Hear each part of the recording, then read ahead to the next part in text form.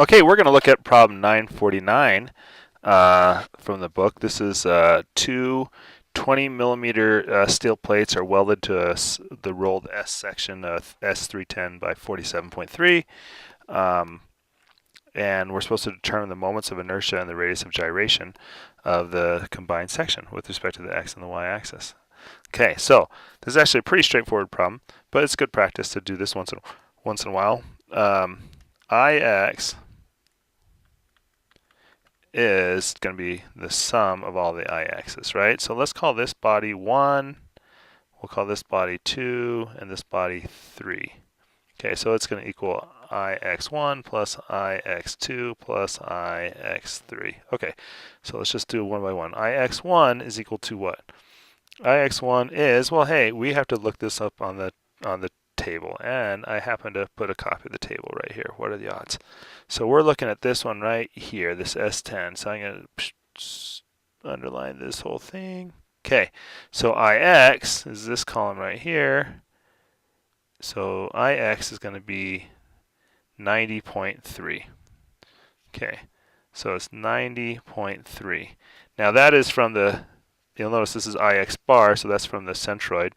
And luckily, hey, we're at the centroid, so we're good to go. And this is times 10 to the 6 millimeters to the fourth. Okay, so now let's look at Ix2. Well, Ix2 is going to be Ix2 bar plus d squared a. That's parallel axis theorem, right? Okay, so what is this? Well, it's going to be 1/12 bh cubed plus d squared a. So that's 1/12. What is the base? It's going to be 160. It's the 80. It's this distance right here, which is 80 plus 80. And the height of this bad boy is going to be 20 cubed, okay, plus d squared. Well, the distance is from what? It's from where we want it to the centroid, which is right there. It's kind of hard to see. There we go. It's this distance right here. That's d. Okay, so once you get up to here, you know, from here to here we don't know, but from here to here it's 10. So what is it from here to here? Well, we're going to have to just look that up. And hey, look at that. We still have the table here. So we're going to come in here to this table, and we're going to say, how high is that? And you'll notice that its depth is 305 millimeters. So it's going to go 1/2 of 305 plus 10. So it's 305 from here all the way down to here. So half of 305 goes up to there, plus that extra 10 to get to there. But that amount is squared. And then I need to multiply by the area, which is simply base times height, which is 160 times 20. So therefore, Ix2 is 84.6 times 10 to the 6 millimeters to the fourth.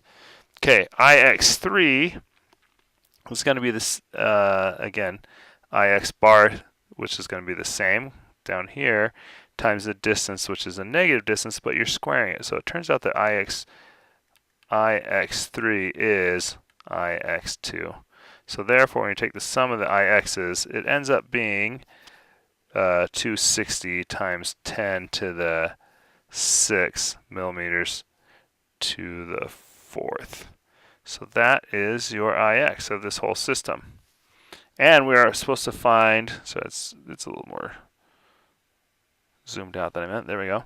Okay, and now we're supposed to find the radius of gyration, and that's given nice and easily that the kx is square root of Ix over the total area.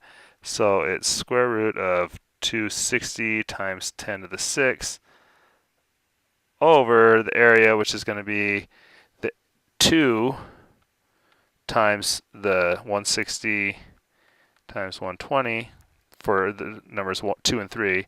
And what is the area of number 1? Well, I'm going to come up here yet again and say the area in this case is 610. So 6010. So therefore, Kx works out to be 144.6 millimeters. And that is Ix. Okay, let's look at Iy. Same, follows the same rules, right? Is sum of the Iy. So Iy of 1 is, we just go look it up on the table. And what do we have? It is 3.88 times 10 to the 6. So 3.88 times 10 to the 6 millimeters to the 4th. And Iy of 2 is going to be Iy of 3, right? Because they're going to be symmetric. Now, these are going about this axis, about the y-axis right now.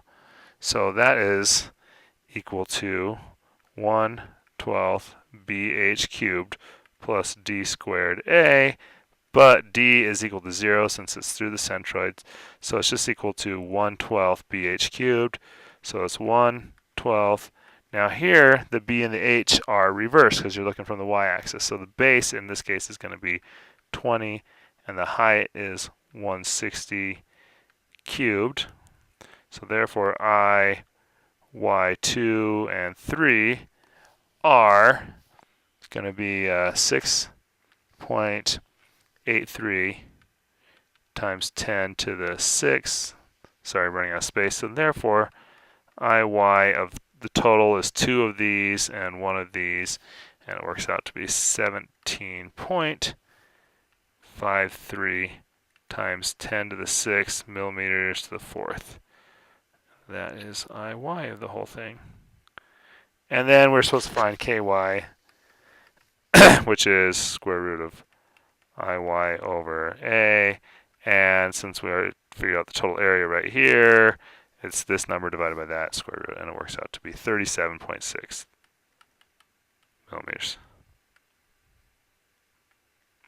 There you go.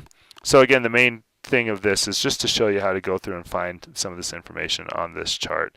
That you have the depth, the width, the area given here, the Ix, the Kx, if you needed that, the Iy and the Ky, and so on.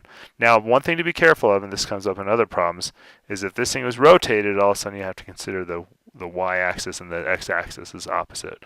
But that's going to come up in other problems. There you go.